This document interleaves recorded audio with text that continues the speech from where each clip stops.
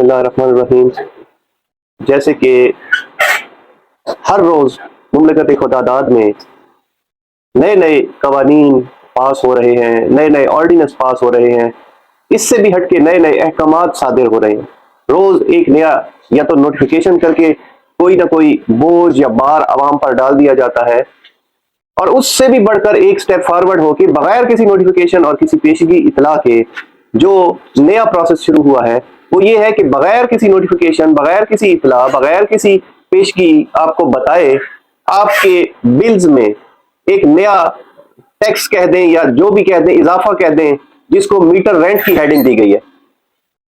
पहले आपके और हमारे जितने भी बिल्स थे उसमें अजीब अजीब से टैक्सेस लगाना शुरू हो गए, additional tax, further additional tax, another additional tax, another further additional tax, और इंग्लिश के अल्फाज ही खत्म हो गए, फर्दर फर्दर एडिशनल फर्दर, ये करते करते करते एक नया सिलसिला कि आपको मीटर का रेंट भी फिक्स 600 रुपया डोमेस्टिक का आना शुरू हो गया। पहले 1000 रुपया कमर्शियल का आपका फिक्स और हमारा हो गया आपके यूटिलिटी बिल्स के अंदर, और अब डोमेस्टिक में भी 600 रुपया फिक्स कर दिया गया है मीटर रेंट के नाम पर। बतौर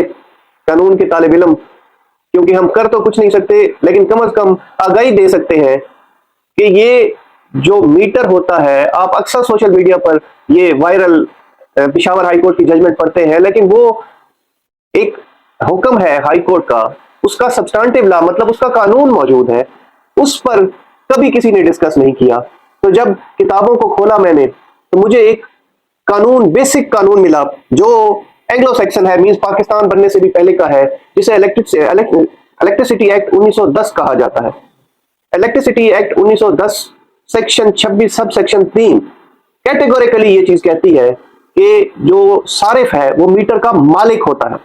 इसमें एग्जैक्ट वर्डिंग जो दी गई है वो मालिक की दी गई है, और इसमें ये कैटेगोरिकली कहा गया है कि डिमांड नोटिस जब आप फिल करते हो तो उसमें मीटर की कीमत जो है वो आप अदा करके उसके मालिक बन जाते हो। और यही 26(3) कहता है कि अगर आप डिफॉल्ट करते हो किसी बिल में या आप वापडा को या सप्लायर को पैसे नहीं देते तो मैक्सिमम वो आपका कनेक्शन काट सकता है, फिर भी जो मीटर है वो आपकी मलकियत रहेगा। अब इस कानून के बाद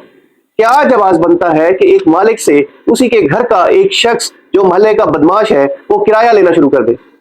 तो इस तरह तो कल सरकार ये भी नोटिफाई कर देगी कि जिसकी रजिस्ट्री इंतकाल के बाद डोमेस्टिक मकान है या कमर्शियल दुकान है वो सरकार को उसका किराया अदा करे, बेशक वो उसका जद्दी पुश्ती मलकियत में हो या उसने खुद खरीद किया हो। पूरी पेमेंट अदा करने के बाद सरकार तो इंपोज कर सकती है, फिर सरकार से कोई नाबरी नहीं है। ये उससे तवक्को नेक्स्ट आप और मैं जरूर रखें कि आपकी जो कमर्शियल शॉप है, मेरा जो डोमेस्टिक मकान है, उसका किराया भी अनकरीब ये सरकार हमसे वसूल करेगी, और आप पूछ नहीं सकोगे, बल्कि आप और मैं सिर्फ ये बात कहेंगे कि सरकार जो किराया वसूल करने वाले बंदे हैं वो थोड़े हैं, जरा वो बंदे बढ़ा दें, किराया देने में हमें जरा देर हो जाती है। अल्लाह ताला हम सबका हामी और नासिर हो। पाकिस्तान जिंदाबाद।